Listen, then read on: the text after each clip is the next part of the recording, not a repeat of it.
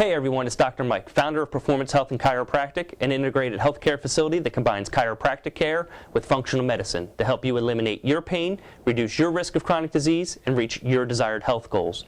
Today I want to share some tips with you that will help you pick out a pillow a little bit easier. Another common question that I get in the office on a regular basis is, what pillow should I pick? And I wish I had an answer for that, but it's a very challenging scenario. So today what I'm going to share with you is some information that will make your selection process a little bit easier when you go to choose a pillow. Now the first thing that you need to keep in mind is that the human spine has a natural curvature in the neck. So if you can envision, your head would be sitting up here, this would be the back of you, and this side would be the front of you. Ideally we like to see a nice natural curvature in the neck that goes back into this direction. On top of that curvature sits the head. So when you're selecting a pillow, you want to make sure that this curvature is adequately supported. I've got some individuals that enjoy sleeping without a pillow. And when you sleep without a pillow, what happens is when you're laying on your back, the curvature in your neck is going to flatten out. That's not good for the supportive muscles as well as the joints. I have other individuals that like to sleep on multiple pillows, and if you can envision again, if you're sleeping on your back and you've got multiple pillows propped up underneath of you, it is going to take your neck and it's going to push it up into this direction. This will compromise your airway, and it's also going to flatten out that natural curvature that is normally in your neck.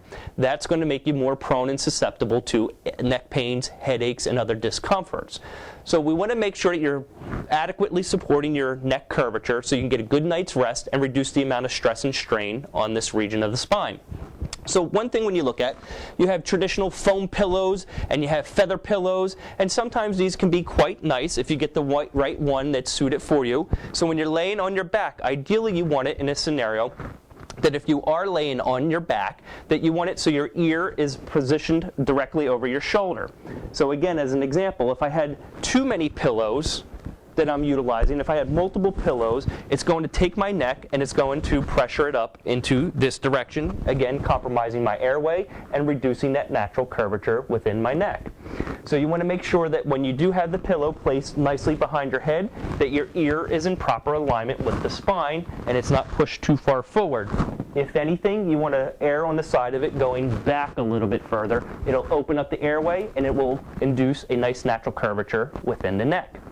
If you are laying on your side, now if you can envision, if I'm laying on my left side and I have one pillow on this side and it's not adequately supporting, it's too small, my head is going to go down into this direction. And ideally we want our nose to be in central alignment with our sternum or our chest bone. So if it's one pillow and it's too thin, my head is going to go down this way. I've put an abnormal curvature in my neck. The muscles on this side are very tight. The muscles here are being elongated, and it's not very comfortable, and it doesn't make for a good night's sleep. On the other side of it, if I have a pillow that's too thick or if I'm utilizing multiple pillows, it's going to push my head up into this direction. Now the nose is not in central alignment with my chest or breastbone, and again I've got muscles that are short and we're compromising joints on the right side and we're opening up everything on the left hand side.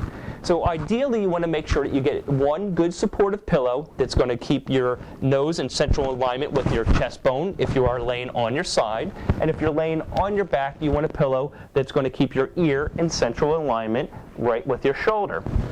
One of the types of pillows that works very nicely for that is what we call a cervical pillow.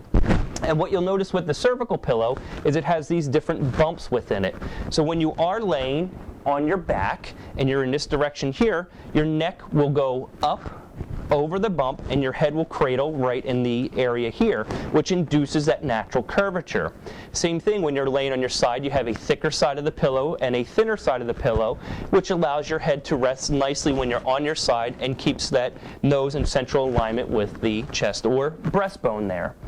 Now I will caution you, I am a big fan of the cervical pillows, but if you have a loss of the normal curvature as identified on x-rays or by postural analysis, if you have a loss of that natural curvature and you try a cervical pillow, it may not be very comfortable for you because your body is not used to being put into that natural normal posture. So with that being said, then I would encourage you to slowly introduce a cervical pillow into your sleeping routines.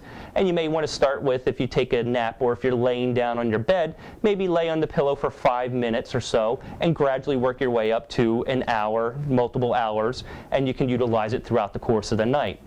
If you are trying to go and utilize it throughout the night, maybe make sure you have another pillow at the ready so you could swap it out very easily if you find that the cervical pillow is not very comfortable for you.